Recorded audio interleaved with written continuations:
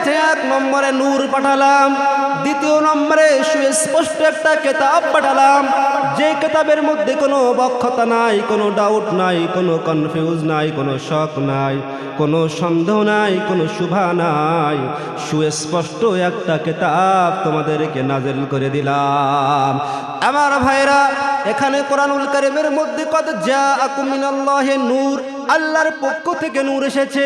ইমাম Jalaluddin Suyuti রাহমাতুল্লাহ আলাইহি তাফসীরে জালালাইনের মধ্যে, ইমাম ফখরুদ্দিন রাজি তাফসীরে কাবীরের মধ্যে, ইমাম তাফসীরে মাজহারির মধ্যে আল্লামা কাজী সানাউল্লাহ পানিপত্তি, তাফসীরে ফি জিলালিল কোরআনের মধ্যে আল্লামা সৈয়দ কুতুব রাহমাতুল্লাহ আলাইহি, তাফসীরে রুহুল মানির মধ্যে আল্লামা ইসমাইল হাক্কি রাহমাতুল্লাহ আলাইহি, জগৎ বরণ্য 13 জন মুফাসসিরিনে কেরাম তানাদের প্রত্যেকের কিতাবের মধ্যে তাফসীরের মধ্যে লিখেছে কদ জাআকুম মিনাল্লাহি নূর, ইয়ানি মুহাম্মদ সাল্লাল্লাহু আলাইহি ওয়াসাল্লাম। জোরে বলুন না সুবহানাল্লাহ। আল্লাহ পাক রব্বুল আলামিন দ্বিতীয় নম্বরে জানান ওয়া কিতাবুম মুবিন, সুস্পষ্ট কিতাব। আমার ভাইরা, রব্বুল আলামিন বড় মায়া করে ভালোবেসে আমাদেরকে দুইটা জিনিস দিলেন। এরপরেও যদি আমি আপনি পথভ্রষ্ট হই, জাহান্নামের পথে যদি আমি আপনার জীবনটাকে পরিচালিত করি, আমার চাইতে আপনার চাইতে হতভাগা কপাল পড়া আল্লাহর জমিনে দ্বিতীয় কেউ আর হবে না। এই নূর থেকে মুরাদ বিশ্ব মানবতার বন্ধু জনাবে মুহাম্মদ রাসূলুল্লাহ সাল্লাল্লাহু আলাইহি সাল্লামকে আল্লাহ পাক শিক্ষক স্বরূপ, উস্তাদ স্বরূপ, মুআল্লিম স্বরূপ, গাইডলাইন হিসেবে আল্লাহ পাক রব্বুল আলামিন তাকে পাঠালেন। আর তিনি এসে কোরআনুল কারীম সুস্পষ্ট কিতাব থেকে তেলাওয়াত করে করে মানব জাতিকে হেদায়েতের পথে আহ্বান করবেন। যে হাদিসের টুকরা আমি তেলাওয়াত করেছিলাম, বিশ্বনবীর বাল্যকালের বন্ধু, যৌবনের বন্ধু, হিজরতের বন্ধু এবং সর্বোপরি আল্লাহ রসুলের মাজার মুকাদ্দাসের পাশে শায়িত তানার বারজাকি জিন্দেগির বন্ধু হযরত আবু বকর সিদ্দিক রাদিয়াল্লাহু তাআলা আনহু বর্ণনা করেন। মুস্তাদরাক লিল হাকিম দ্বিতীয় খণ্ড পৃষ্ঠা নম্বর 111 এবং আল মুজিমুল কাবির, আল মুজিমুস সগীর, আল মুজিমুল আওসাত ইমাম তাবরানি তানার 3টে হাদিসের কিতাবের মধ্যে এবং মুস্তাদরাক লিল হাকিম 4টে হাদিসের কিতাবের মধ্যে হাদিস বর্ণনা করেছেন হযরত আবু বকর সিদ্দিক রাদিয়াল্লাহু তাআলা আনহু। বিশ্বনবী বলেন উকদু আলিমান আও মুতাআল্লিমান আও মুস্তামিয়ান আও মুহিব্বান ওয়ালা তাকুনিল খামিসাতা ফাতাহলিক।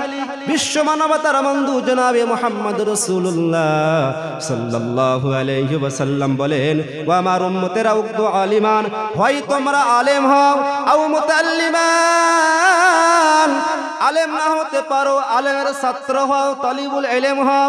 তালিবুল ইলম হওয়ার সৌভাগ্য তোমার কপালে হয় নাই। তোমার পিতামাতা তোমাকে মাদ্রাসায় ভর্তি করিয়ে হাফেজে কোরআন, কোরআনওয়ালা আলেমে দ্বীন তোমাকে বানাতে পারে নাই। দ্বিতীয় নম্বরে আও মুস্তামিয়ান, তুমি আলেমের কথা শ্রবণকারী হয়ে যাও। ও আমার উম্মতেরা, আলেমের কথা শ্রবণ করার জন্য মাহফিলে অ্যাটেন্ড হওয়ার সময় তোমার নাই, আলেমের মজমায় বসার সময় তোমার নাই। চতুর্থ নম্বরে আও মুহিব্বান, তাহলে আলেমকে ভালোবাসনেওয়ালা হয়ে যাও। পঞ্চম নম্বরে কোনো বৈশিষ্ট্য তুমি অবলোকন করো না, ওয়ালা তাকুনিল খামিসাতা, 5 নম্বর পন্থা অবলম্বন করো না। যদি তুমি 5 নম্বরে হয়ে যাও, তাহলে জেনে রাখো ফাতাহলিক, তুমি ধ্বংস নিবার্য। দুনিয়াতে তুমি ধ্বংস, পরকালেও ধ্বংস, তোমাকে জাহান্নাম থেকে কেউ বাঁচাতে পারবে না। 1 নম্বরে উকদু আলিমান, আপনাকে আমাকে দুনিয়াতে যারাই রসুলের উম্মতের দাবিদার, আল্লাহর বান্দার দাবিদার, আপনার আমার 1 নম্বর অপশন দিলেন আল্লাহ, আলেম হওয়া লাগবে। এতে কোনো কনফিউজ নাই, এর মধ্যে কোনো কম্প্রোমাইজ নাই, কোনো কনসার্ট নাই, আপনাকে আলেম হওয়াই লাগবে। যদি আপনি না হতে পারেন আও মুতাআল্লিমান, আপনাকে আমাকে তালিবুল ইলম হওয়া লাগবে, আলেমের ছাত্র হওয়া লাগবে। যদি আপনি ছাত্র না হতে পারেন, তালিবুল ইলম না হতে পারেন, আও মুস্তামিয়ান, আপনাকে আলেমের কথা তাফসিরুল কোরআন মাহফিলে এসে, কোন আলেমের মজমায় এসে আপনাকে কোরআন এবং হাদিসের কথা শ্রবণ করাই আপনাকে লাগবে। এটাও যদি আপনার কপালে, আপনার তকদিরে যদি আপনি হতভাগা হন, একান্ত কপাল পড়া হন, তাহলে আপনার কপালে এই সুযোগ হবে না। আমার তো জানা মতে পৃথিবীতে এমন কোন হতভাগা কপাল পড়া নাই যে ব্যক্তির জন্য তার জীবন জীবনের 24টা ঘন্টার জন্য 1 ঘন্টা 2 ঘন্টা আল্লাহ পাক কোরআনুল কারীমের মাজমায়ে তাফসীরুল কোরআনুল মাহফিলে অ্যাটেন্ড হওয়ার সৌভাগ্য দান করে নাই।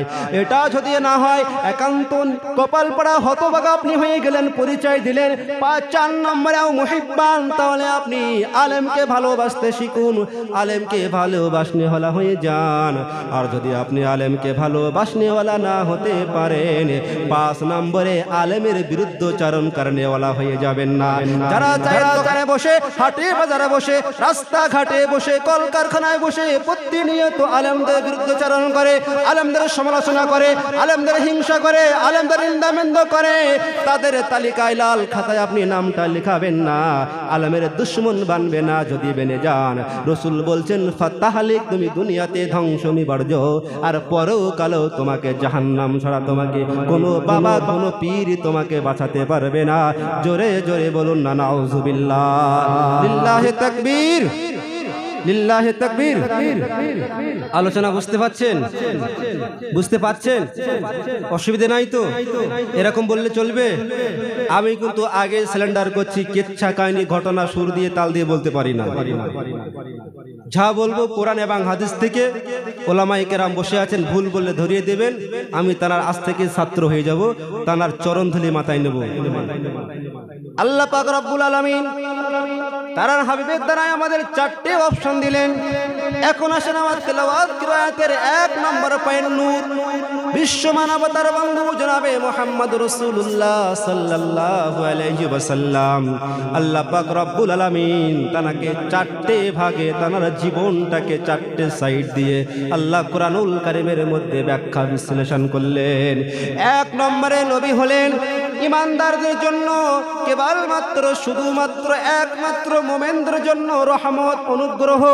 এর চাইতে আর বড় অনুগ্রহ নিয়ামত আল্লাহ পাক রব্বুল আলামিন দুনিয়ার বুকে আর কাউকে, কোনো জাতিকে, কোনো গোষ্ঠীকে, কোনো কওমকে আর দান নাই, কারোর জন্য পাঠান নাই।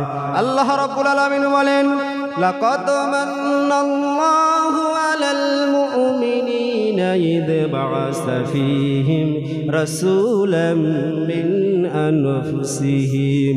আল্লাহ রাব্বুল আলামিন বলেন, আল্লাহ পাক রব্বুল আলামিন ঈমানদারদের মধ্য থেকে, তাদের মধ্য থেকে একজন নবী নির্বাচন করলেন, চয়ন করলেন, সিলেক্টেড করলেন। আল্লাহ পাক রব্বুল আলামিন মানবদের মধ্য থেকে একজনকে, তাদের মধ্য থেকে তাদের নবীকে তৈরি করে, তাদের নবীকে প্রেরণ করে পাঠিয়ে ঈমানদারদের জন্য আল্লাহ পাক বড় অনুগ্রহ আর রহমত করে প্রেরণ করলেন। আল্লাহ পাক রব্বুল আলামিন এখানে আয়াতে কারিমার মধ্যে বিশ্ব মানবতার বন্ধু জনাবে মুহাম্মদ রাসূলুল্লাহ সাল্লাল্লাহু আলাইহি ওয়াসাল্লামকে শুধুমাত্র কেবলমাত্র ঈমানদার মুমিনদের জন্য নিয়ামত আর অনুগ্রহ করলে পাঠালেন। জোরে বলুন না সুবহানাল্লাহ। সাউন্ড এই রাখেন, আর হাত দেবেন না আপনি, কাইন্ডলি দয়া করে আমি আপনার করজোর নিবেদন করছি, আর হাত দেবেন না, ঠিকই আছে। তাহলে 1 নম্বরে বিশ্ব মানবতার বন্ধু ঈমানদারদের জন্য, মুমিনদের জন্য কথা বলা লাগবে, তাহলে আমি বুঝবো আপনারা আমার আওয়াজ শুনছেন, বুঝতে পারছেন। কথা বলেন আপনারা, না আমার প্রতি বেজার রাগ আছে নাকি আপনাদের সাথে? ঝগড়া আছে? থাকলে আমার আব্বার সাথে থাকতে পারে, যেহেতু আমি ছেলে উনি বাপ, তা আপনাদের সাথে তো আমার পরিচয় নাই, তাহলে একটু কথা কওয়া লাগবে। কথা কন দেখেন আপনারা, কবেন তো কথা? হাত তুলে দেখেন তো কথা কব। মাশাআল্লাহ। তাহলে 1 নম্বরে বিশ্বনবী ঈমানদারদের জন্য কি ভুলে গেলেন? অনুগ্রহ, রহমতের পয়েন্ট পরে আসছে।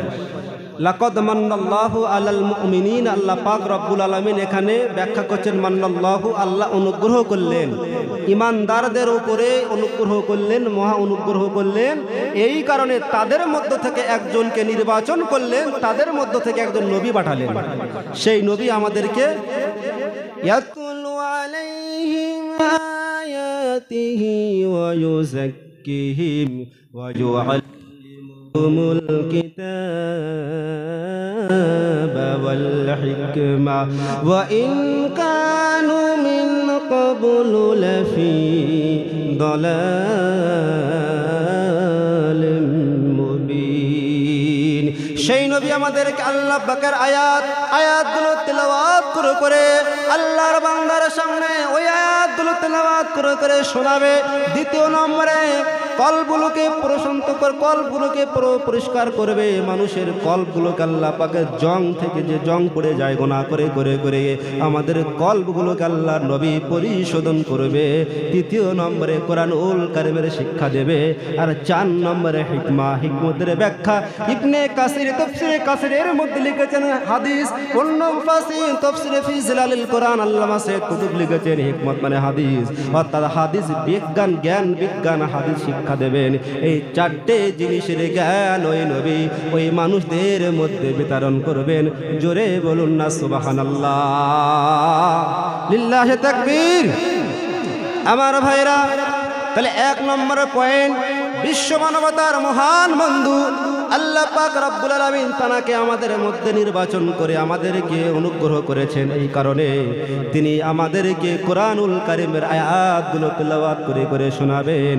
কিন্তু বর্তমান যুগ সন্ধিক্ষণে অত্যন্ত দুঃখ এবং বেদনা নিয়ে বলতে হয়, এই নবীর স্টেজটা হয়েছে কিয়ামতের সবচাইতে বড় আলামত। কিয়ামতের আলামত 15টা বড় বড় আলামত আছে, কিন্তু আমি আমার মেধা, আমার প্রজ্ঞা, আমার গবেষণা, আমার অ্যানালাইসিস, আমার থিসিস, আমার বিদ্যা বুদ্ধি সব কিছু এক জায়গায় করে আমার শিক্ষক, আমার ওস্তাদ, আমার গুরুজন এবং আমার যারা আছে বিদ্যা বুদ্ধি আমাকে তাদের কাছ থেকে আমি যেটা বুঝেছি, এই স্টেজে বসে বসে এক বক্তাকে কাফের, মুনাফিক, বেঈমান বলতে দ্বিধাবোধ করে না। ঠিক না ভুল? এই স্টেজে বসে, নবীর স্টেজে বসে একজন বক্তা আর একজন বক্তার সমালোচনা করে, গীবত করে। আমার তো মনে হয় কিয়ামতের দিন সব চাইতে আল্লাহ পাক জাহান্নামে দেবেন শিরকের কারণে। কারণ আল্লাহ পাক রব্বুল আলামিন কোরআনুল কারীমের মধ্যে বলেন, ওয়ালা তুশরিকি বিল্লাহ ইন্নাশ শিরকা লাযুলমুন আযীম। বান্দারে শিরক করিস না আমার সাথে, আমার পাওয়ারের সাথে, আমার কর্মের সাথে, আমার সিফাতের সঙ্গে, জাতের সঙ্গে কারোর পার্টনারশিপ বানাস না। আমার কোনো পার্টনার, আমার কোনো সহযোগিতার দরকার নাই বান্দা। কারণ আমি আল্লাহ কোরআনে জানিয়ে দিলাম শিরক সবচাইতে বড় জুলুম, বড় পাপ। আমার মনে হয় এই শিরকের কারণে তো আল্লাহ পাক রব্বুল আলামিন বেশি বান্দাকে জাহান্নামে দেবে। আর দ্বিতীয় নম্বর জাহান্নামে দেবে আমার মতন বক্তাদেরকে। বিশ্ব নবীর হাদিস বলেন, বিশ্ব মানবতার নবী জনাবে মুহাম্মদ রাসূলুল্লাহ সাল্লাল্লাহু আলাইহি সাল্লাম বলেন, আল গীবাতু আশাদ্দু মিনাজ জিনা। পরচর্চা, পরসমালোচনা, পরের নিন্দা মন্দ, তার পেছনে বলা এটা হলো জিনার থেকে সবচাইতে মারাত্মক। আল্লাহ পাকের নবী এখানে ইসমে তাফজিলের সিগা ব্যবহার করলেন, আল গীবাতু আশাদ্দু মিনাজ জিনা। আশাদ্দু ইসমে তাফজিলের সিগা। ওলামায়ে কেরাম বুঝতে পারবেন আমার ভাইয়েরা, আমার বাবাজিরা। এখানে আলেমরা যত গীবত আর পরচর্চা, পরসমালোচনা যত দুনিয়ার মানুষ, সাধারণ মানুষ বেশি করে না কেন, 100-এ 100 বেশি পরচর্চা, গীবত আর পরচর্চা, নিন্দা মন্দ করে বক্তারা। আমার মনে হয় কিয়ামতের দিন দ্বিতীয় নম্বরে জাহান্নামে দেবে আল্লাহ পাক এই বক্তাদেরকে গীবত করার কারণে। কারণ কিয়ামতের মাঠে আল্লাহ পাক রব্বুল আলামিন বক্তাদেরকে গীবত করার কারণে জিনা এবং ব্যভিচারের কাতারে দাঁড়াতে বলবেন। আমার মতন বক্তা আমরা যারা গীবত করি, পরচর্চা করি, পরকে নিয়ে সমালোচনা করি, যেখানে রাসূল বলছেন আল গীবাতু আশাদ্দু মিনাজ জিনা, তাহলে আমি আপনার বিরুদ্ধে, অন্য কোনো বক্তা, কোনো আলেমের বিরুদ্ধে বলে, কোনো দলীয় কোনো নেতার বিরুদ্ধে বলে, অন্য কোনো আলেমদের বিরুদ্ধে বলে যখন আমি জেনার কাতারে দাঁড়াবো, তখন আপনারা কি বলবেন? কিয়ামতের মাঠে সবার সাথে দেখা হবে না? তখন বুঝতে পারবে বক্তা কটা ধানের কটা চাল।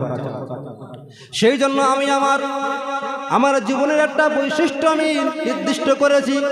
যদি আল্লাহ পাক রব্বুল আলামিন আমাকে এই মাহফিলে আমাকে আল্লাহ পাক নির্বাচন করেছেন, এনেছেন, যতদিন আল্লাহ পাক আমাকে হায়াত দেবেন, আমাকে এই মজলিসে কথা বলার জন্য আমার বাক শক্তিকে আল্লাহ পাক মুক্ত করবেন, আল্লাহর কোরআন, নবীর হাদিস, এই দুইটা সুপার পাওয়ার ছাড়া কথা বলবো না।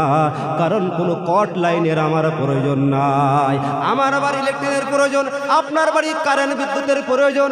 আমার বাড়ির সামনে 440 লাইন, 11,000 লাইনের থেকে আমি আপনি কারেন্ট নিতে পারবো, বিদ্যুৎ দিতে পারবো, কিন্তু কোন কপাল পড়া কোন হতভাগা আছে বাড়ির সামনে 440,000 বাদ দিয়ে বাড়ির থেকে 5 কিলোমিটার দূর থেকে মাঠ থেকে 220 থেকে তার নিয়ে বাড়ি বিদ্যুৎ নিয়ে আসে।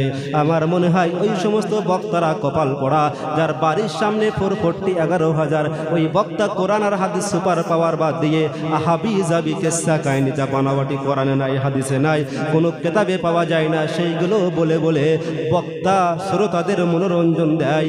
শ্রোতাও হাসে, বক্তাও হাসে।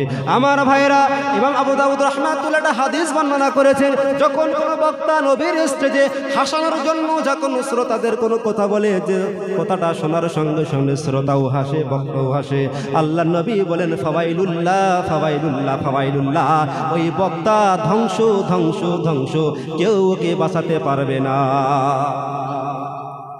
আমার ভাইরা, 1 নম্বর পয়েন্ট ভুলবেন না, নূরের ব্যাখ্যা করেছিলাম। আল্লাহ নবী আমাদেরকে, আল্লাহ পাক নবীকে প্রেরণ করে ঈমানদারদের জন্য, মুমিনদের জন্য অনুগ্রহ করলেন। দ্বিতীয় পয়েন্ট, আল্লাহ পাক রব্বুল আলামিন তার নবীকে প্রেরণ করে গোটা বিশ্ব মানবতার জন্য রহমত করলেন। আল্লাহ পাক রব্বুল আলামিন পারা নম্বর 17 সূরা আন-নামল আম্বিয়া আয়াত নম্বর 107 আল্লাহ রব্বুল আলামিন বলেন, ওয়া মা আরসালনাকা ইল্লা রাহমাতাল লিল আলামিন। আল্লাহ পাক রব্বুল আলামিন বলেন, নবী হে, জগৎবাসীর জন্য আমি আপনাকে রহমত স্বরূপ প্রেরণ করেছি। অর্থাৎ আপনার রহমত থেকে জাতি ধর্ম বর্ণ নির্বিশেষে কীট পতঙ্গ পাক পাখালি গাছগাছালি একটা কোনো আমার সৃষ্টি বাদ যাবে না। সমস্ত সৃষ্টির উপরে আপনার রহমত বিচরণশীল। জোরে বলুন না সুবহানাল্লাহ। দ্বিতীয় নম্বর পয়েন্ট, আল্লাহ রসুল, আল্লাহ পাক তার নবীকে তামাম জগৎবাসীর জন্য রহমত করে পাঠালেন। ইমাম ইবনে জারির তাবারি তাফসিরে তাবারির খণ্ড নম্বর 19 পৃষ্ঠা নম্বর 522 ইমাম ইবনে জারির তাবারি রাহমাতুল্লাহ আলাইহি বর্ণনা করেন, বিশ্ব মানবতার বন্ধু জনাবে মুহাম্মদ রাসূলুল্লাহ সাল্লাল্লাহু আলাইহি সাল্লাম, তিনি রাহমাতুল লিল জামিল আলামিন, তামাম জগতের জন্য রহমত। তানার রহমত তিনি মুমিনদের জন্য রহমত। মুমিনদের জন্য কেমন রহমত? মুমিনদের সামনে বিশ্ব নবী কোরআনুল কারীমের আয়াত তেলাওয়াত করে করে ঈমানদারদেরকে, মুসলমানদেরকে জাহান্নামের রাস্তা থেকে তাদেরকে বাঁচিয়ে নিয়ে জান্নাতের রাস্তায় পরিচালিত করেন, কোরআনের রাস্তায়, হেদায়েতের রাস্তায় পরিচালিত করেন। আর যারা অবিশ্বাসী, আল্লাহর নবীকে বিশ্বাস করে না, গয়ের কম ভাইদের জন্য রহমত। তার প্রমাণ ইমাম ইবনে জারির লিখেছেন, কোন গয়ের কম, কোন অমুসলিম ভাই যখন কোন অন্যায় করে, বিশ্ব নবীকে নিয়ে কটূক্তি করে, তাদেরকে আল্লাহ পাক কোন আযাব দেন না, কিয়ামত পর্যন্ত আযাব দেবেন না। আল্লাহ পাক তাদের জন্য তার নবীকে রহমত করে পাঠালেন। জোরে বলুন না সুবহানাল্লাহ। তাহলে ইমাম তাবারি, ইবনে জারির তাবারি তার তাফসিরে তাবারি খণ্ড নম্বর 19 পৃষ্ঠা নম্বর 522 এর মধ্যে স্পষ্ট লেখেন, বিশ্ব মানবতার বন্ধু জনাবে মুহাম্মদ রাসূলুল্লাহ সাল্লাল্লাহু আলাইহি সাল্লামকে আল্লাহ তাআলা তামাম জগতের সৃষ্টিকুলের জন্য, পৃথিবীর সমস্ত জাতি ধর্ম বর্ণ নির্বিশেষে সকলের জন্য সমান পরিমাণে রহমত করে পাঠালেন। জোরে বলুন সুবহানাল্লাহ। 3 নম্বর, বিশ্বনবী আমাদেরকে কতটা ভালোবাসেন, ভালোবাসার মাত্রা কতটা। একটা হাদিসের কিতাবের নাম মুসলিম খণ্ড নম্বর 1 হাদিস নম্বর 202 আল্লাহ নবী বিশ্বনবী জনাবে মুহাম্মদ রাসূলুল্লাহ সাল্লাল্লাহু আলাইহি সাল্লাম কোরআনুল কারীমের সূরা ইব্রাহিমের 36 নম্বর আয়াত আর সূরা মাইদার 118 নম্বর আয়াত, এই দুইটা সূরার দুইটা আয়াত মুসলিম শরীফের হাদিসের 202 নম্বর হাদিসে বর্ণনা করা হয়েছে। আল্লাহ রাসূল, আল্লাহ নবী বিশ্বনবী জনাবে মুহাম্মদ রাসূলুল্লাহ সাল্লাল্লাহু আলাইহি সাল্লাম, নবী ইব্রাহিম তার উম্মতের জন্য কত মায়া। আমার আপনার নবীকে আল্লাহ সূরা ইব্রাহিমের 36 নম্বর আয়াতের মধ্যে জানালেন, আল্লাহ পাকের নবী ইব্রাহিম তিনি বলেন, রব্বুল আলামিন মেহেরবানি করে আমার উম্মতেরা যারা আমাকে মানে না, তারা তো ফাইন্নাহু ইবাদুক, তারা তো আমার আপনার বান্দা, তারা আমার না মানলেও কি তারা তো আপনার বান্দা, আপনি কেমনে আযাব দেবেন? তারা তো আপনারই বান্দা। ওমান আসানি ফাইন্নাকা আনতাল গফুরুর রহিম। আর যদি আপনি, তারা আমার না মানে, আমার মানলো না, আপনাকে মানলো না, আমার আদর্শ মানলো না, আপনাকে চিনলো না, আমার কথা শুনলো না, আপনি তো গফুর ও গফফার, চাইলে ক্ষমা করতে পারেন। ইন তুআযিবহুম ফাইন্নাহুম ইবাদুক, ও আমার রব যদি আপনি এই বান্দাগুলোকে আমার উম্মতগুলোকে আযাব দেন, এরা তো আপনারই বান্দা, কেমনে আপনি আযাব দেবেন? ওমান আসানি ফাইন্নাকা আনতাল গফুরুর রহিম, আর যারা আমাকে মানল না, আপনাকে চিনল না, আপনি তো মহাপরাক্রমশালী, মহা ক্ষমাশীল, আপনি চাইলে তাদেরকে ক্ষমা করতে পারেন। একইভাবে সূরা ঈসা আলাইহিস সালাম তিনি একটা আয়াত তেনার উম্মতের জন্য আল্লাহর কাছে মায়া করলেন, ও আমার রব, ও আমার মালিক, ইন তুআযিবহুম ফাইন্নাহুম ইবাদুক, আপনি চাইলেই তাদের আযাব দিতে পারেন, কিন্তু তারা তো আপনার বান্দা, আপনি তাদের আযাব দেবেন না, তাদের আযাব দেবেন না। আপনি চাইলেন ওয়া ইন তাগফির লাকুম, তাদেরকে ক্ষমা করতে পারেন। এই আয়াতগুলো যখন আমার আপনার নবী ইব্রাহিম তার উম্মতের ব্যাপারে মায়া মোহাব্বত ভালোবাসা, নবী ঈসা আলাইহিস সালাম তার উম্মতের ব্যাপারে মায়া ভালোবাসা, আল্লাহ পাকের নবী যখন কোরআনুল কারীমের মধ্যে দুটো আয়াত পড়লেন, সঙ্গে সঙ্গে মুসলিম শরীফের হাদিস, আল্লাহর নবী আল্লাহর কাছে ফারাফায়া দেয়, দুইটা হাত উত্তোলন করে দিলেন এবং কাঁদতে লাগলেন, আল্লাহর কাছে হাত তুলে, ইয়া রব্বি উম্মতি উম্মতি ওয়া বাকা। আমার আপনার নবী সঙ্গে সঙ্গে আল্লাহর কাছে হাত তুললেন, হাত তুলে আল্লাহর কাছে কান্না শুরু করলেন, ওরা জানি শুরু করলেন, আল্লাহ আমার গুনাহগার উম্মতদের কি হবে, গুনাহগার উম্মতদের কি হবে বলে আল্লাহর কাছে কান্না শুরু করলেন। আল্লাহ পাক রব্বুল আলামিন সব কিছু জানেন। তারপরে বলেন, জিবরাইল, ও জিবরাইল কই আছো? আল্লাহ পাকের জিবরাইল বলেন, ইয়া রব্বুল আলামিন আমি তো সিদরাতুল মুনতাহায়। আল্লাহ পাক বলেন, জিবরাইল ইযহাব ইলা মুহাম্মদ ফাসালহু মা ইবকিকা, আমার নবী বিশ্ব মানবতার বন্ধু জনাবে মুহাম্মদ রাসূলুল্লাহ সাল্লাল্লাহু আলাইহি ওয়াসাল্লামের কাছে চলে যাও, আমার হাবিবকে গিয়ে জিজ্ঞাসা করো আমার হাবিব কেন কান্না করে। জিবরাইল সঙ্গে সঙ্গে ফাতাহু জিবরাইল, আল্লাহ পাকের জিবরাইল সঙ্গে সঙ্গে বিশ্ব নবীর কাছে চলে আসলেন এবং জিজ্ঞাসা করলেন, আল্লাহ নবী সেটাই বললেন যেটা নবী ইব্রাহিম তার উম্মতের জন্য মায়া কান্না, নবী ঈসা আলাইহিস সালাম তার উম্মতের জন্য মায়া কান্না। এই দুইটা আয়াত জিবরাইলকে শোনালেন। জিবরাইল সঙ্গে সঙ্গে আল্লাহর কাছে চলে যায়, রব্বুল আলামিন আপনার হাবিব তার উম্মতের জন্য এত কান্না মায়া, এই ব্যাপারে আপনার হাবিব কান্না করে।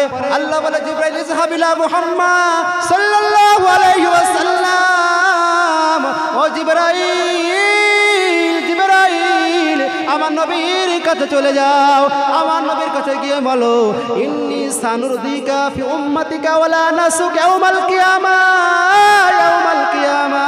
ও আমার জিবরাইল আমার হাবিবকে বলে দাও, কিয়ামতের দিন আমার হাবিবকে তার উম্মতের ব্যাপারে তাকে আমি কোনো রকম অসন্তুষ্ট করব না। আমার হাবিব তার উম্মতের ব্যাপারে যা চাইবে আমার হাবিবকে সন্তুষ্ট করব। জোরে বলুন না সুবহানাল্লাহ, সুবহানাল্লাহ বলবেন না? বিশ্ব নবীর এত মায়া, এত কান্না, আল্লাহর কাছ থেকে স্পেশাল আমাদের জন্য দোয়া নিয়ে নিলেন, কিয়ামতের মাঠে আমাদের জন্য বিশ্ব নবীকে আল্লাহ অসন্তুষ্ট করবেন না, অপমানিত করবেন না। তার মানে আমাদের লেগে বিশ্ব নবী যা চাইবেন আল্লাহ তার হাবিবের দোয়া কবুল করবেন। এখানে আর একটা হাদিস আছে, বুখারীর হাদিস, সমস্ত নবীদেরকে আল্লাহ পাক একটা স্পেশাল দোয়া দিয়েছিলেন, যেটাকে বলা হয় দোয়ায়ে মুস্তাজাবা, দোয়া করতে দেরি কবুল করতে দেরি নয়। সমস্ত নবীরা তাদের স্পেশাল দোয়াটা দুনিয়ায় ফুরিয়ে ফেলেছেন, দুনিয়ায় কাজে লাগিয়েছেন। আমার আপনার নবী বলছেন, ওয়া ইন্নী আখতাবিউ দাওয়াতি লি উম্মতি শাফাআতান ইয়াউমাল কিয়ামা, আমি আমার স্পেশাল দোয়াটা আমার উম্মতের জন্য কিয়ামতের জন্য রেখে দিয়েছি, স্টকে রেখেছি। কিয়ামতের মাঠে আমার উম্মতরা যখন অসহায় হয়ে পড়বে, আমার উম্মতরা যখন তাদের গুনার পাল্লা ভারী হয়ে যাবে, নফসি নফসি করবে, আমার উম্মতেরা তাদের ঘামে হাঁটু পর্যন্ত, কেউ বা বুক পর্যন্ত, কেউ বা গলা পর্যন্ত, কেউ বা মাথার উপরে ঘামে সবাই সাঁতার কাটতে লাগবে, আমি রাসূল, আমি হাবিব ওই দোয়াটা আমার উম্মতের জন্য কাজে লাগাবো। একবার জোরে বলা যাবে না? আমার ভাইয়েরা, বিশ্ব নবী যখন কিয়ামতের মাঠে সমস্ত উম্মতরা নফসি নফসি করতে থাকবে, আদম থেকে ঈসা রুহুল্লাহ পর্যন্ত সমস্ত নবীরা নফসি নফসি করতে থাকবে। একটা জুমার খুতবা আছে, হযরত মাওলানা হাকিমুল উম্মাত আশরাফ আলী থানভী তেনার খুতবাতে মাসুরার মধ্যে একটা খুতবা লিখেছেন, ইয়াকুলু আদম সাফিউল্লাহ ইয়াউমাল القيامة نفسي نفسي ويقول نوح نسيه الله يوم القيامة يا رب نفسي يا رب نفسي ويقول سليمان صاحب المملكة يوم القيامة يا رب نفسي يا رب نفسي ويقول داود خليفة الله يا رب نفسي يا رب نفسي ويقول إبراهيم خليل الله يوم القيامة يا رب نفسي يا رب نفسي ويقول إسماعيل ذبيح الله يا ربي نفسي يا رب نفسي ويقول يوسف صدق الله يا يوم القيامة يا رب نفسي يا رب نفسي ويقول عيسى روح الله يوم القيامة يا رب نفسي يا رب نفسي ويقول موسى كليم الله يوم القيامة يا رب نفسي يا رب نفسي ويقول نوح ولوط وصالح وشعيب وزكريا كلهم يوم القيامة يا رب نفسي يا رب نفسي ويقول رسولنا ونبينا وشفيعنا وهدينا وإمامنا محمد صلى الله عليه وسلم يوم القيامة يا ربي أمتي أمتي أمتي ويقول جليل الجلال جل جلاله أما نواله يا حبيبي يا حبيبي يا حبيبي لا خوف يوما ولا تحزان يا আমার হাবিব আজকে তোমার কোনো খৌফ নাই তোমার কোনো ভয় নাই টেনশন নাই আজকের দিনে ওই দিনে ইমাম বুখারী বর্ণনা করেন যে হাদিসটা বলছিলাম আল্লাহ নবী মাকাবে মাহমুদের সিজদায় পড়ে যাবে আদম থেকে ঈসা রুহুল্লাহ সমস্ত নবীরা সমস্ত উম্মতেরা নফসি নফসি করতে থাকবে সমস্ত উম্মতেরা আদম থেকে ঈসা পর্যন্ত প্রত্যেকের কাছে যাবে ও আমাদের আদি পিতা আপনি আল্লাহর কাছে দোয়া করুন আমরা আর সহ্য করতে পারছি না আল্লাহ পাক যেন বিচার ব্যবস্থা শুরু করে দেয় আদম আলাইহিস সালাম একটা অজুহাত দেখাবেন যে আমি জান্নাতের মধ্যে একটা আল্লাহ পাকের আদেশ মানি নাই না জানি আজকে আমার কি হবে আমি পারবো না তোমরা নবী নূহের কাছে যাও নূহ আলাইহিস সালাম একটা তিনি অজুহাত দেখাবেন আমি পারবো না তোমরা ইব্রাহিমের কাছে যাও ইব্রাহিম নবী বলে আমি পারবো না তোমরা বরং তোমরা ঈসা আলাইহিস সালামের কাছে যাও ঈসা আলাইহিস সালাম বলবে আমি পারবো না তোমরা জায়গা মতন যাও জায়গা মতন যখন যাবেন আমার আপনার নবী মাকামে মাহমুদের সিজদায় তখন পড়ে রব্বি উম্মতি উম্মতি বলে কাঁদতে থাকবেন ও আমার ভাইরা আল্লাহ বলে হাবিব ইরফা রাসা ও আমার হাবিব মাথা তুলুন মাথা তুলুন এক নম্বর আল্লাহ বলুন হাবিব ইরফা রাসাক মাথা তুলুন সাল তুতা আপনি চান আপনি দেবো আমার হাবিব ইসফা তুসাফা সুপারিশ করুন আপনার সুপারিশ কবুল করব আমার ভাইয়েরা বিশ্ব নবী আমাকে আপনাকে কতটা ভালোবাসে কিয়ামতের মাঠে সেই দুনিয়ার স্পেশাল দোয়াটা ওই দিনের জন্য তিনি স্পেশাল ভাবে রেখে দিয়েছেন জোরে বলুন না সুবহানাল্লাহ সেই নবীকে আমরা ভালোবাসি নবী তো আমাদের এতটা ভালোবাসেন অনেক শাখা আছে পয়েন্ট আছে আমার আলোচনা লম্বা হয়ে যাবে আমি বেশি বাড়াবো না 1 ঘন্টা হয়ে গিয়েছে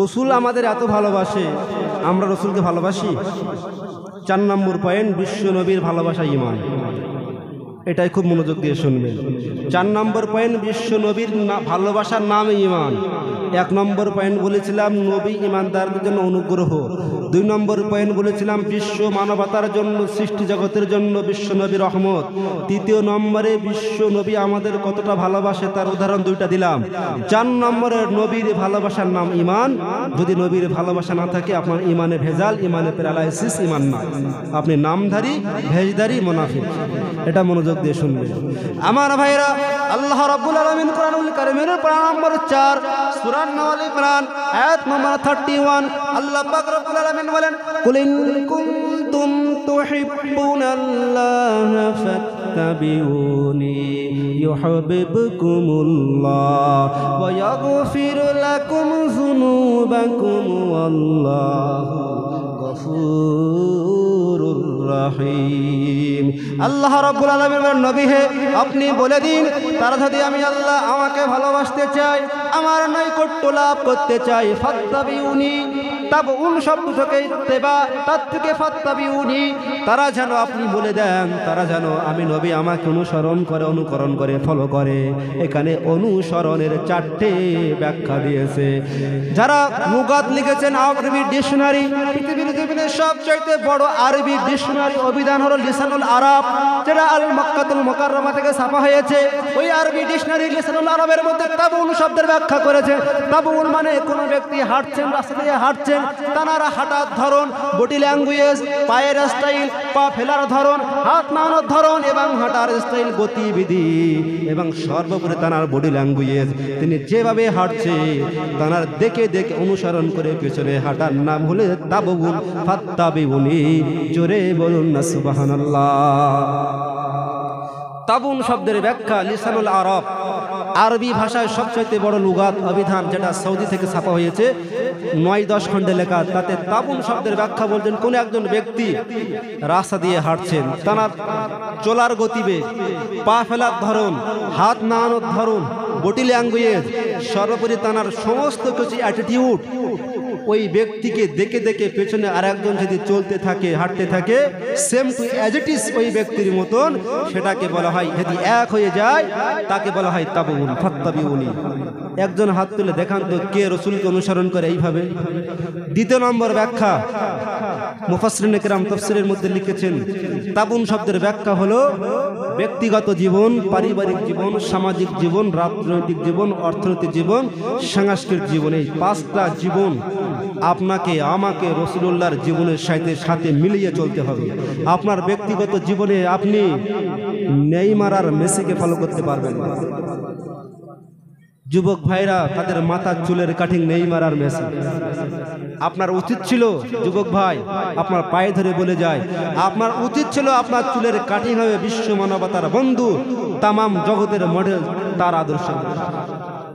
এর বাস্তব নমুনা ইংল্যান্ডের হাউস অব কমন্সের সামনে স্যার বার্ট্রান্ড রাসেল, তিনি কোনো একটা, যেরকম আমাদের ভারতবর্ষের সবচেয়ে বড় ভবন হচ্ছে সংসদ ভবন, বিলেত এবং ইংল্যান্ডে সংসদ ভবনকে বলা হয় হাউস অব কমন্সের, যেখানে সর্বসাধারণের উন্নয়নের জন্য বিধায়ক, সাংসদরা কথা বলতে পারেন, মিনিস্টার, মন্ত্রীরা কথা বলতে পারেন।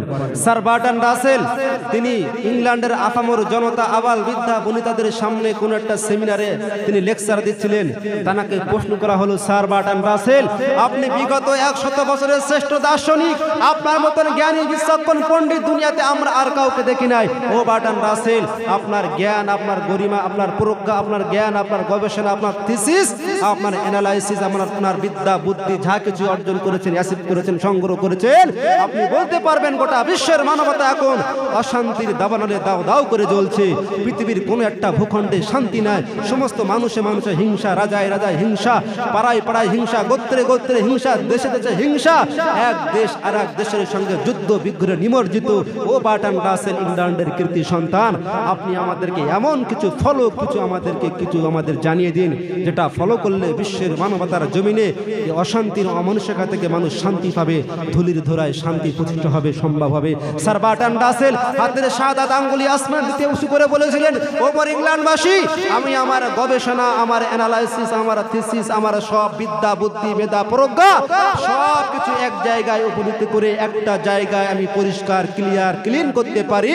গো back to the universal book and the universal prophet, বিশ্ব মানবতার বন্ধু জনাবে মোহাম্মদ রাসূলুল্লাহ, জনাবে মোহাম্মদ রাসূলুল্লাহ সাল্লাল্লাহু আলাইহি সাল্লামের কাছে ফিরে যাওয়া লাগবে। আর বিশ্বের সর্বকালের, সর্বযুগের, সর্ববিশ্বের, মহাবিশ্বের বিস্ময়কর কোরআনুল কারিমের কাছে ফিরে যাওয়া লাগবে। তাহলে সম্ভব পৃথিবীর প্রতিটা ভূখণ্ডে ইঞ্চি ইঞ্চি জমিনে শান্তি প্রতিষ্ঠা করা। তিনি ছিলেন খ্রিস্টান মায়ের কৃতি সন্তান, আমার আপনার মতন মোল্লা মৌলবী ঘরের সন্তান ছিলেন না। তিনি 100 বছর আগে বলে গেছেন, আজকের আমার আপনার যুবকরা মাথার চুলের কাটিং করে মেসি আর নেইমারে। নবীর ভালোবাসা তাবুন শব্দের ব্যাখ্যায় পেয়েছেন। আমি যদি তফসির করি, আপনারা আমাদের দোয়া করেন, আমার রব যদি আমাকে বলিয়ে নেয় ফজরের ওয়াক্ত হয়ে যাবে, আমি নূরের ব্যাখ্যা শেষ করতে পারবো না। কারণ কোন মুফাসসির, কোন ঐতিহাসিক, কোন বক্তা সম্রাট তিনি এনাফ বলতে পারেননি যে আমি যা তফসির লিখেছি, আমি যা তফসির পেশ করেছি, এটাই এনাফ, এটাই জাতির জন্য। আর এর আগে আর কোনো তফসির করা লাগবে না, তফসির লেখাও লাগবে না, বলাও লাগবে না। কোরআনুল কারিমের তফসির কিয়ামত পর্যন্ত কেউ শেষ করতে পারবে না। তা আজকে আমাদের যুবক ভাইরা দাড়ি রেখেছে মাশাআল্লাহ, কিন্তু ওই দাড়িটা কার স্টাইল জানেন? নাম বলবো না, আপনারা বলেন তো। আলোচনা খারাপ লাগছে? আমি আপনাদের বিরুদ্ধে বলছি, গালি দিচ্ছি?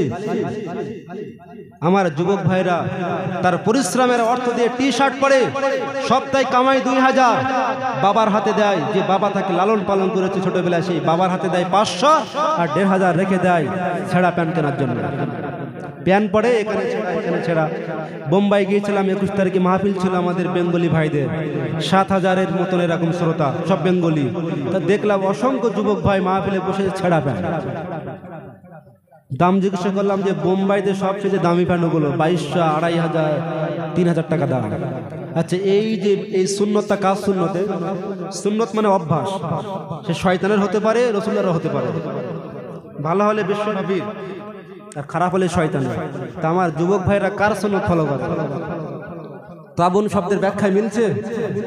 নবীর ব্যক্তিগত জীবন, সামাজিক জীবন, পারিবারিক জীবন, অর্থনৈতিক জীবন, সাংস্কৃতিক জীবন, আপনার ব্যক্তিগত জীবনে নিজের ইচ্ছা মতন চুলের কাটিং করতে পারবেন না, ইচ্ছা মতন টাকা আছে বলে জামা কিনবেন, ছেঁড়া জামা, ছেঁড়া প্যান্ট করতে পারবেন না। ইসলাম যেটাকে আপনাকে অর্ডার করেছে সেটাকে আপনাকে ফলো করা লাগবে, এটাই ঈমান। এটা বাদ দিলে যে আপনার না, আমরা বলি ঈমান ঈমান করে চেল্লাই না, মুসলমান মুসলমানকে চেল্লাই, সব নামধারী আমরা।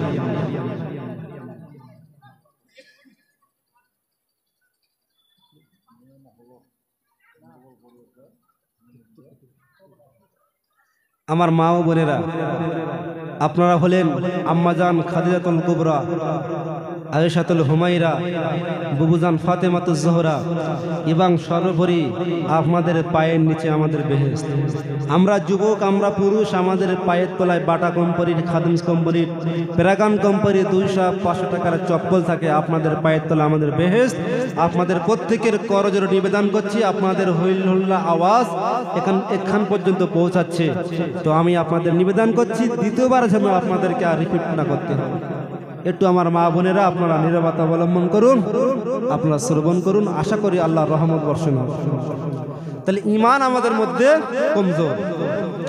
আমার ভাইয়েরা, বুখারী শরীফের খণ্ড নম্বর 1, পৃষ্ঠা নম্বর 6 এবং 7 দুইটা হাদিস বর্ণনা করেছেন। একটা আবু হুরায়রা রাদিয়াল্লাহু তাআলা আনহু, আর একটা হযরত আনাস রাদিয়াল্লাহু তাআলা আনহু। লা ইউমিনু আহাদুকুম হাত্তা আকুনা আহাব্বা ইলাইহি মিন ওয়ালিদিহি ওয়া ওয়ালাদিহি, এই পর্যন্ত শেষ।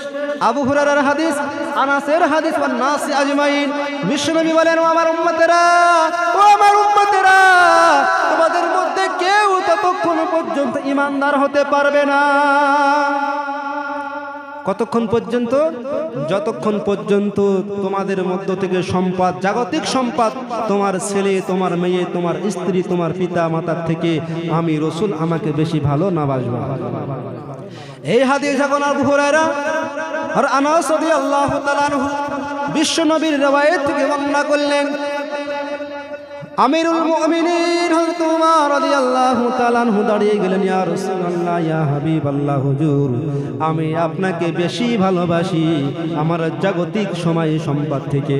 আমার স্ত্রী, আমার পিতা, আমার মাতা, আমার ছেলে মেয়ে সবার চাইতে বেশি ভালোবাসি ইয়া রাসূলুল্লাহ, ইয়া হাবিবাল্লাহ, কিন্তু আমার জীবনের চাইতে না।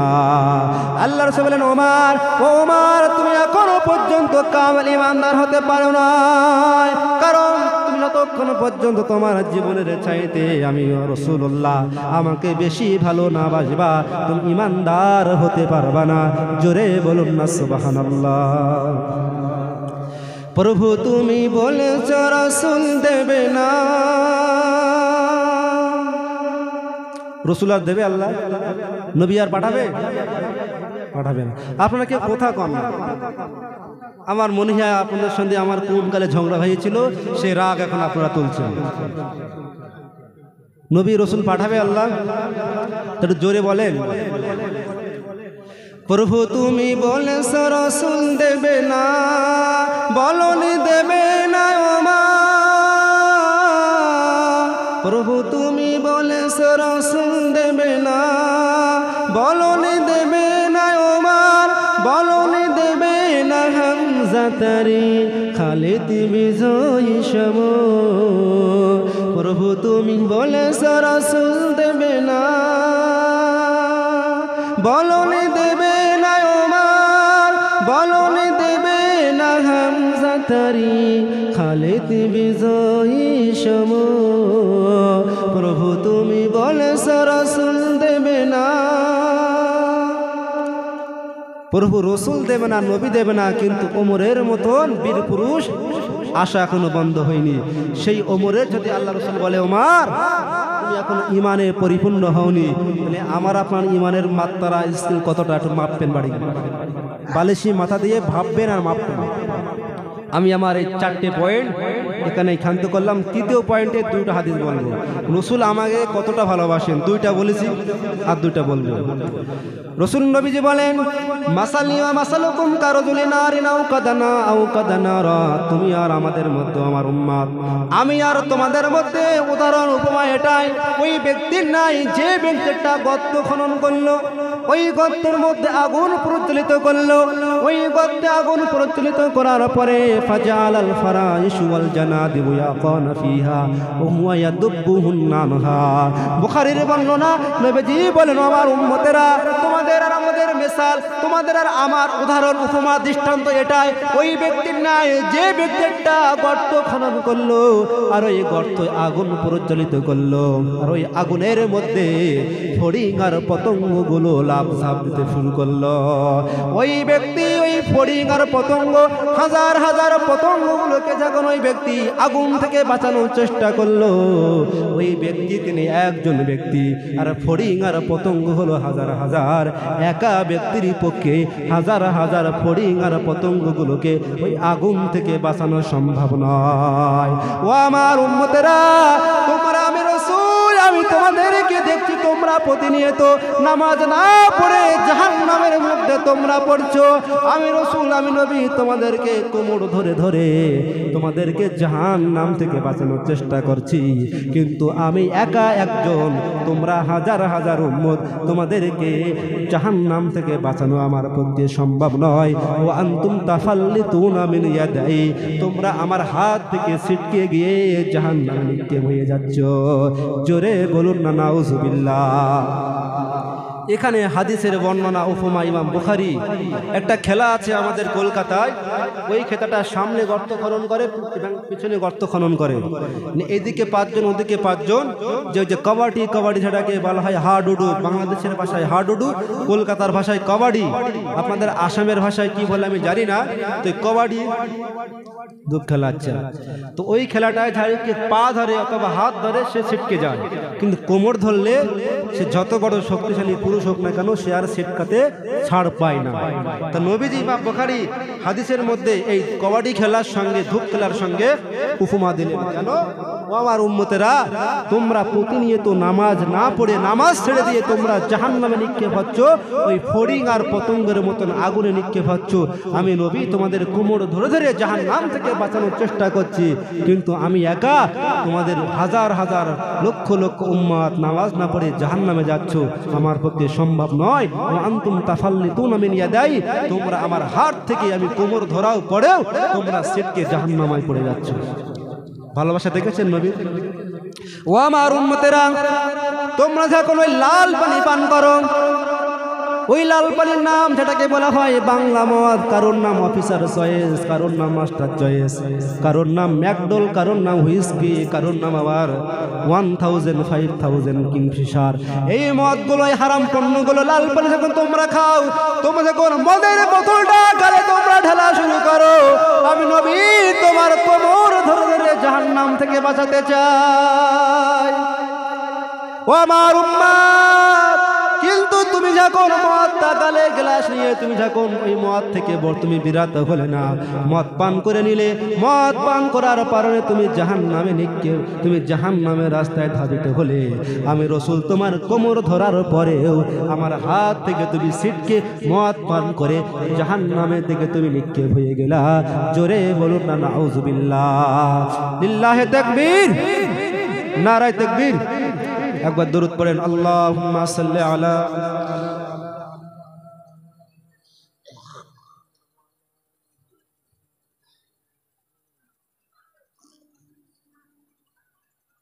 তাহলে নবী আমাদেরকে ভালোবাসে, বুঝতে পারছেন? এমন এমন যুবক আছে প্রতিনিয়ত মাদক দ্রব্যের সাথে সম্পর্ক রাখে। বাবা 1 টাকা চাই, মা 2 টাকা চাই, দেয় না, টাকা নাই, কিন্তু মাদক কেনার জন্য টাকা বেরোয়।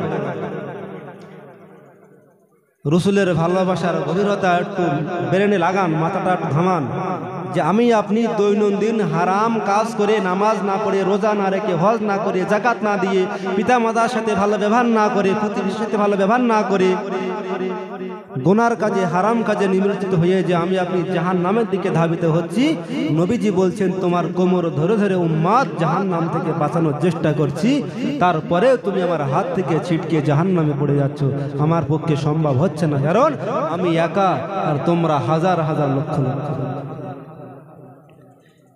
3 নম্বর দৃষ্টান্ত দিলাম, নবী আমাদের কতটা ভালোবাসে।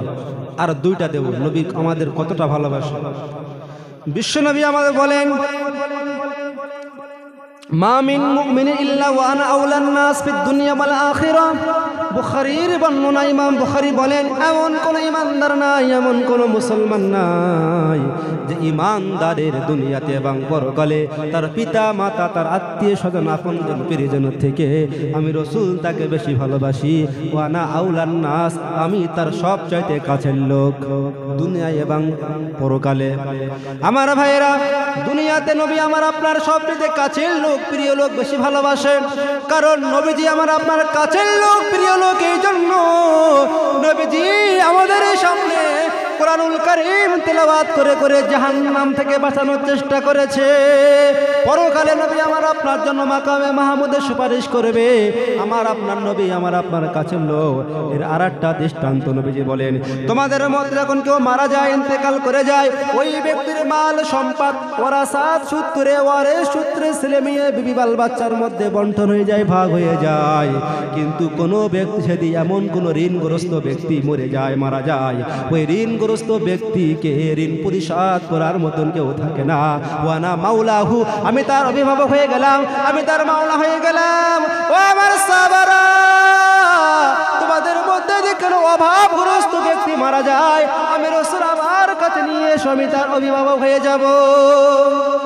3 নম্বর নবী বলেন, আও দয়ান, এমন কোন অভাবগ্রস্ত ব্যক্তি ইন্তেকাল করে যার পরিবার, ছেলে মেয়েকে খাওয়ানোর মতন দুবেলা তার কোনো সম্পদ নাই, কেউ নাই, ওই ব্যক্তি কেউ আমার কাছে নিয়ে এসো। ওয়ানা মাওলাহুম, আমি তাদের অভিভাবক বনে যাব। তাদের খাওয়ানোর দায়িত্ব আমার, তাদের ঋণগ্রস্ত ঋণ পরিশোধ করার দায়িত্ব আমি রাসূল নিয়ে নিলাম। জোরে বলুন না সুবহানাল্লাহ। তাহলে নবী আমাকে আপনাকে কতটা ভালোবাসে। আপনি ধন সম্পদ রেখে মারা যাবেন, আপনারা ছেলে মেয়ে ওয়ারাসাত সূত্রে বন্টন, ভাগ বন্টন করে নেবেন। কিন্তু রাসূল বলছেন, ওয়ানা আওলান নাস ফিদ দুনিয়া ওয়াল আখিরাহ, দুনিয়া এবং আখিরাতে আমি আমার উম্মতের, ইমানদারদের, মুসলমানদের সবচেয়ে কাছের লোক, আপন লোক। কারণ তোমাদের মধ্যে যদি কোনো ধনাঢ্য ব্যক্তি মারা যায় ওয়ারাসাত সূত্রে, তার সম্পদের মালিক তার ছেলে মেয়ে, তার স্ত্রীর মধ্যে বন্টন হয়ে যায় মিরাস সূত্রে। কিন্তু এমন কোনো ব্যক্তি মারা যায় যার ঋণ আছে এবং তার এমন এমন বাচ্চা কাচ্চা আছে, খাওয়ানোর মতন সম্পদ রেখে যায়নি, তাদেরকে আমার কাছে আনো, আমি নবী তার অভিভাবক হয়ে যাব, তার ঋণ পরিশোধ করব, তার খাওয়ানোর দায়িত্ব আমি রাসূল নিয়ে নিলাম। 5 নম্বরে নবী আমাকে আপনাকে কতটা ভালোবাসে। আম্মা জান আয়েশাতুল হুমায়রা বিশ্বনবীকে বলেন, ইয়া রাসূলুল্লাহ, ইয়া হাবিবাল্লাহ, আপনার জীবনের সবচাইতে কষ্টের দিন, আপনার জীবনের সবচাইতে বেদনার দিন হলো উহুদের প্রান্তর। উহুদের প্রান্তরে আপনার কান্দান মোবারক শহীদ হয়েছে, আপনার মাথার হেলমেটটা ভেঙে আপনার শরীর থেকে রক্ত খুন পবিত্র ভূমিতে, আপনার পবিত্র দেহ থেকে রক্তক্ষরণ হয়েছে। আল্লাহ রাসূল বলেন, আমার বিবি আয়েশা, ও আয়েশা, উহুদের ময়দান আমার জন্য সবচাইতে কষ্টের হলেও তায়েফের ময়দান আমার জন্য তার থেকে বেশি কষ্টের ছিল আয়েশা। আম্মা জান আয়েশা বলেন, ইয়া রাসূলুল্লাহ, ইয়া হাবিবাল্লাহ, কেমন করে উহুদের থেকে তায়েফের ময়দান আপনার জন্য বেশি কষ্টের, একটু বর্ণনা দিন ইয়া রাসূলুল্লাহ, ইয়া হাবিবাল্লাহ। আম্মা জানের কথা শুনে আমাদের নবী বলেন, ইয়া আমার বিবি আয়েশা, উহুদের প্রান্তরে আমার সঙ্গে আমার আবু বকর ছিল, আমার উসমান ছিল, আমার ওমর ছিল, আমার আলী ছিল, আমার আবু দুজানা ছিল, আমার তালহা ছিল, আমার মুসআব ছিল, আমার 300 জন সাহাবাও ছিল, আমার 700 সাহাবা ছিল। আয়েশা, আমার সাহাবারা আমাকে সান্ত্বনা দিয়েছে, মানব প্রার্থী দিয়ে আমার আবু দুজানা তার ছোট্ট পিঠে 80টা তীরের আঘাত সহ্য করেছে আয়েশা, কিন্তু আমার গায়ে একটা তীর আসতে দেয় নাই। এমন মানব প্রাচীর দিয়ে আমার সাহাবারা আমাকে সহযোগিতা করেছে।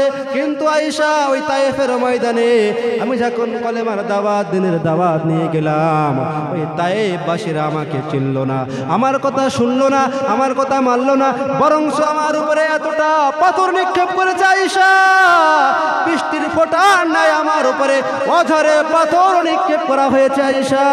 ও আয়েশা, একটা ব্যক্তির গায়ে পাথর নিক্ষেপ করলে ওই ব্যক্তির গাটা বড্ড জোর ফুলে যায়, ব্যথা হয়, কিন্তু আমার গায়ে এতটা পাথর নিক্ষেপ করা হয়েছে, ওই পাথর নিক্ষেপ করে আমার শরীর থেকে রক্ত ক্ষরণ হয়ে আমার পায়ের সঙ্গে আমার জুতোর রক্তের সাথে জমাট হয়ে গিয়েছে। আমি বেহুশ হয়ে তাইফের ময়দানে তিনবার পড়ে গেলাম। ও আয়েশা, ও আমার বিবি আয়েশা, এমন একটা সময় আমি বেহুশ হয়ে তাইফের ময়দানে পড়ে আছি। এমন সময় আমার হুশ আসলো, আমি চোখ খুলে আকাশের দিকে তাকালাম।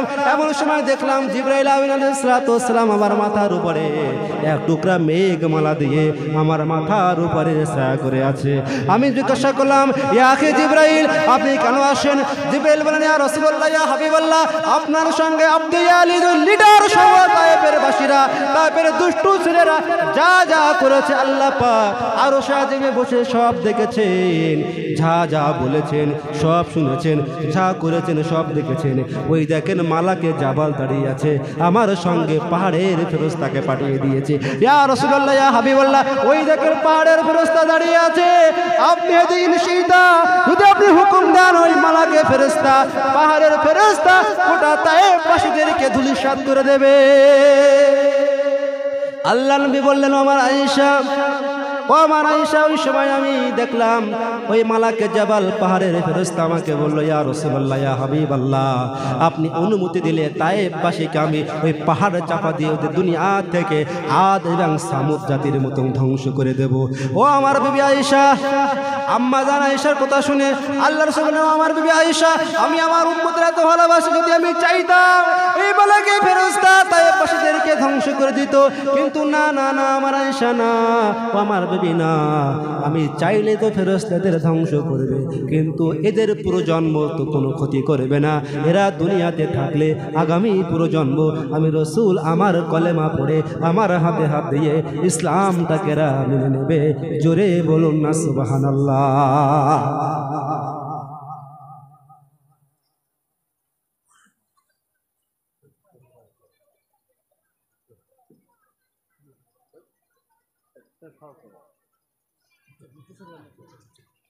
ঠিক আছে, তাহলে রসুল আমাদেরকে কতটা ভালোবাসেন, এখানে আমি এই নূরের ব্যাখ্যা সমাপ্ত করলাম। দ্বিতীয় আমার পয়েন্ট, ও কিতাবুম মুবিন, সুস্পষ্ট কিতাব। সুস্পষ্ট কিতাবের পরিচয় কি? আমার ভাইয়েরা, ওলামায়ে কেরাম, কোরআন ওয়ালা এখানে উপস্থিত আছেন, এনাদের এত সম্মান আল্লাহ পাক দিয়েছেন।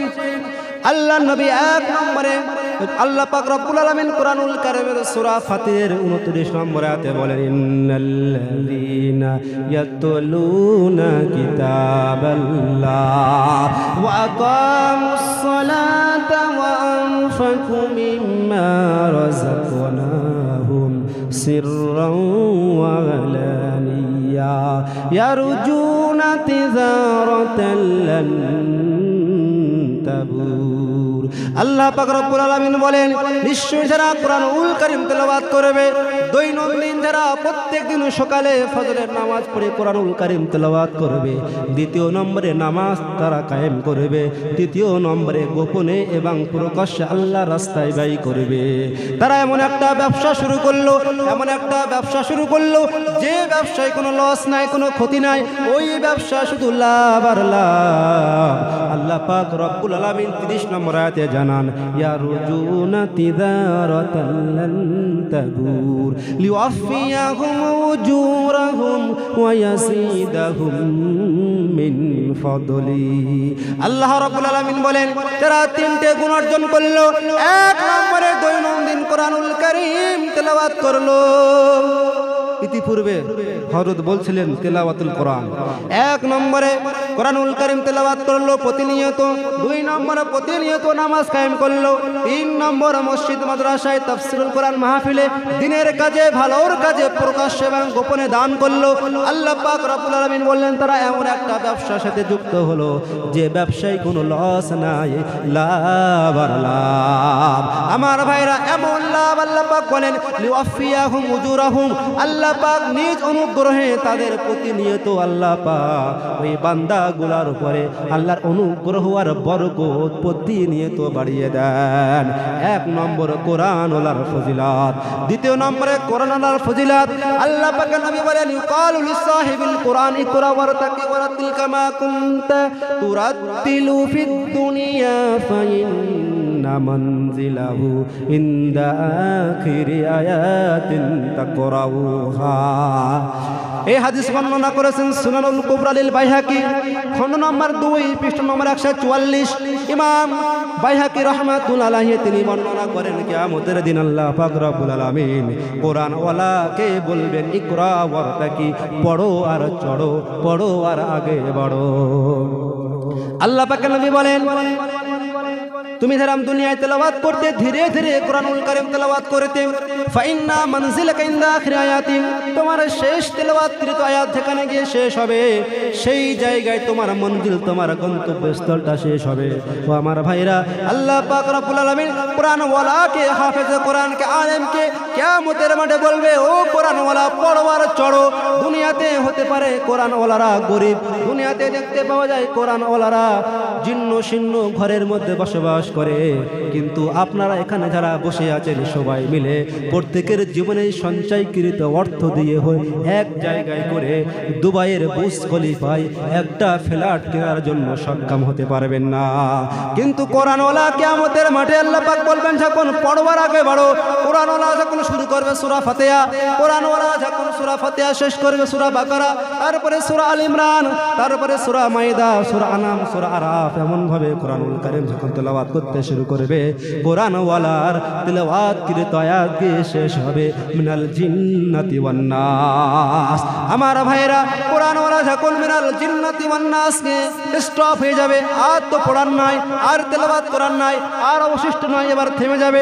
আল্লাহ পাক রব্বুল আলামিন বলবেন ও কোরআনওয়ালা, ও হাফেজে কোরআন, ও আলেমে দ্বীন, এবার তোমার গন্তব্যস্থল 6666 ফ্লাইট, 6666 তলায় তোমার গন্তব্যস্থল, এখানেই তুমি চিরস্থায়ী বসবাস করতে শুরু করে দাও। জোরে বলুন না সুবহানাল্লাহ। ও আমার ভাইরা, সেই কোরআনুল কারীম আমি আপনি জানি না, কোরআনুল কারীম পড়তে জানি না। আল্লাহ পাকের নবী বলেন ইন্নাল্লাযী লাইসা ফি জাওফিহি শাইউম মিনাল কুরআনি কাল বাইতিল খরিব। নবীজি বলেন হাদিস মুস্তাদরাক হাকিম খণ্ড নম্বর 2 পৃষ্ঠা নম্বর 109। ইমাম হাকিম তিনি বর্ণনা করেন তার মুস্তাদরাক হাকিমের মধ্যে নবীজি বলেন ইন্নাল্লাযী লাইসা ফি জাওফি শাইউম মিনাল কুরআন, ওই মানব দেহের মধ্যে, যে দেহের মধ্যে কোরআনের কোনো অংশ নাই, যে বডির মধ্যে কোনো অংশ নাই, ওই ঘরটা, ওই দেহটা বিরান বাড়ি, উজাড় বাড়ির মতো। যে দেহের মধ্যে আপনার শরীরের কোরআনের কোনো অংশ নাই, নবীজি দৃষ্টান্ত দিয়েছেন বিরান বাড়ি, উজাড় বাড়ি। যে বাড়িতে মানুষ বসবাস করে না, মানুষ যে ঘরে দীর্ঘদিন বসবাস করে না, ওই ঘরে পোকা মাকড়, বিছু, ইঁদুর, বিড়াল, ছাই পোকা, সাপ, টিকটিকা, ভূত, পেতনি, জিন বসবাস করে। যে দেহেতে কোরআন নাই, ওই দেহেতে এরকম ভূত, পেতনি, জিন, এরকম বিভিন্ন আজে বাজে পতঙ্গ বসবাস করে। নবীজি আরো বর্ণনা করেন, মুসলিমের বর্ণনা, বিশ্বনবী বলেন লা তাজআলু বুয়ুতাকুম মাকাবির ফাইন্নাশ শাইতানা ইয়ানফিরু মিনাল বাইতিল্লাযী তুকরাউ ফীহি সূরাতুল বাকারা ওয়া আল ইমরান। নবীজি বলেন আমার উম্মতেরা, তোমরা তোমাদের ঘরগুলোকে কবরস্থান বানিও না, তোমাদের ঘরগুলোকে কবরস্থানে তোমরা পরিণত করো না।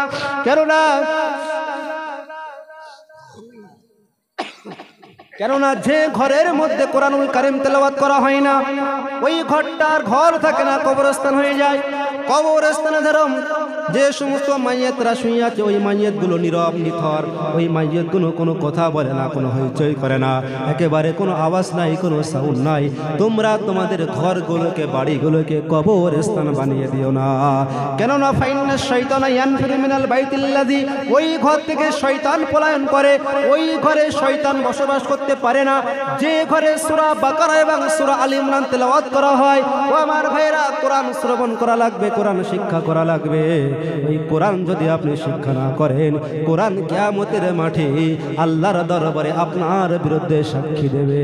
ও আমার ভাইরা, আল কোরআনু হুজ্জাতুল লাকা ওয়া আলাইক, বুখারীর বর্ণনা, মুসলিমের বর্ণনা, নবীজি বলেন কোরআনুল কারীম কিয়ামতের মাঠে আমার আপনার বিরুদ্ধে সাক্ষী দেবে, আমার পক্ষে দেবে, আমার আপনার বিরুদ্ধে সাক্ষী দেবে। ওয়ামান আরাযা আনহু ওয়া লাম ইয়ামাল বিহি, যে ব্যক্তি কোরআন থেকে মুখ ফিরিয়ে নিয়েছে এবং কোরআন মোতাবেক জীবন যাপন করে নাই, কোরআন মোতাবেক আমল করেন নাই, কোরআন থেকে মুখ ফিরে নিয়ে কোরআনটাকে পিছনে ফেলে রেখেছে, কোরআনটাকে শোপিস করে শুকেছে তুলে রেখে দিয়েছে, ওই ব্যক্তির বিরুদ্ধে কোরআনুল কারীম সাক্ষী দিয়ে ওই ব্যক্তিকে জাহান্নাম পর্যন্ত পৌঁছে দেবে। আবার কোরআনুল কারীম আমার আপনার পক্ষে সাক্ষী দেবে, যে ব্যক্তি দুনিয়াতে কোরআনুল কারীম তেলাওয়াত করা শিখলো, কোরআন শিখলো, কোরআন তেলাওয়াত করলো, কোরআন অনুযায়ী জীবন যাপন করলো, কোরআনুল কারীম ওই ব্যক্তির জন্য আল্লাহর কাছে তর্ক বিতর্ক করবে। আল কোরআন মাহিলুল মুসাদ্দাকা, আল কোরআন আল্লাহর সাথে তর্ক বিতর্ক লিপ্ত হয়ে এবং আল্লাহ পাক আল্লাহর কোরআনের তর্ককে কবুল করে নিয়ে কোরআন ওয়ালাকে জান্নাত পর্যন্ত পৌঁছে দেবে। আল কোরআনুল শাফিউল মুশাফফা, কোরআন আপনার জন্য সুপারিশ করবে। যারা কোরআন শিখেছেন, কোরআন তেলাওয়াত করেন, কোরআন অনুযায়ী আমল করেন, কোরআন অনুযায়ী জীবন যাপন করেন, কোরআনুল কারীম আল্লাহর পাকের কাছে আপনার জন্য সুপারিশ করবে। আর আল্লাহ কোরআনুল কারীমের সুপারিশ কবুল করে নিয়ে আপনাকে জান্নাত পর্যন্ত পৌঁছে দেবেন। জোরে বলুন না সুবহানাল্লাহ। আমার ভাইরা, আমি আমার বক্তব্য এখানে শেষ করছি, আর দু থেকে 5 মিনিট। তো আপনারা আমি যা বলেছি বুঝতে পেরেছেন? কোরআন ওলার সম্মান আছে, কোরআন ওলার অনেক সম্মান আরও আছে, বললে শেষ করতে পারবো না। আব্বু আমাকে বলছে মুখতাসার করতে, আমার পরবর্তী হযরত আছেন মনে হচ্ছে, উনি এসে গেছেন। তো আলেমকে বসিয়ে রেখে স্টেজে কথা বলাটা বেয়াদবি। তো কোরআন আপনাকে আমাকে শিখতে হবে। আমি যে কটা কথা বলেছি আপনাদের সম্মুখে কোরআন এবং হাদিস থেকে, যদি কোনো ইবারাতের ভুল, তেলাওয়াতের ভুল হয় আল্লাহর কাছে ক্ষমা চাইব। ভাষাগত ভুল হইলে আপনারা আমাকে ক্ষমা চোখে দেখবেন এবং কোরআনের সাথে সম্পর্ক করুন, কোরআন ওয়ালার সঙ্গে সম্পর্ক করুন। সর্বোপরি আপনার মহল্লার ইমাম যিনি, তানাকে ভালোবাসুন। বিশ্বনবী মুসনাদে আহমদ, তিরমিজি, নাসাই, ইবনে মাজাহ, আবু দাউদের একটা হাদিস বর্ণনা করেছেন, আল ইমামু জামিনুন, ইমাম হলো, ইমাম সাহেব মুক্তাদির নামাজের জিম্মাদার। আল্লাহ রাসূল ইমামদের জন্য দোয়া করেছেন, আল্লাহুম্মা আরশিদিল আইম্মা, হে আল্লাহ ইমাম সাহেবদেরকে আপনি হেদায়েতের পথে অবিচল অটল রাখুন। সুতরাং ইমামের পিছনে, আলেমদের পিছনে সমালোচনা করা আমি যদি করি এই 5ম নম্বরে পড়ে যাব, আর 5ম নম্বরে পড়লে আমার আপনার ধ্বংস নিবর্ত। সুতরাং কোরআন ওলার পাওয়ার আল্লাহ পাক দিয়েছেন, আলেমে দ্বীন হাফেজে কোরআনের সম্মান আল্লাহ দিয়েছেন।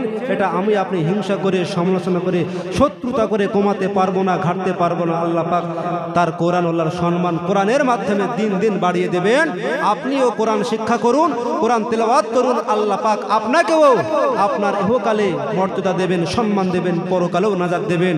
আল্লাহ পাক আমাদের প্রত্যেককে কোরআন শিক্ষা করার, কোরআন তেলাওয়াত করার, কোরআন ওয়ালার সোহবত, সম্মান, মহব্বত করার তৌফিক দিন। ওমা আলাইনা ইল্লাল বালাগ। আসসালামু আলাইকুম ওয়া রাহমাতুল্লাহি তাআলা ওয়া বারাকাতুহু। আপনারা প্রত্যেকে আমার জন্য দোয়া করবেন।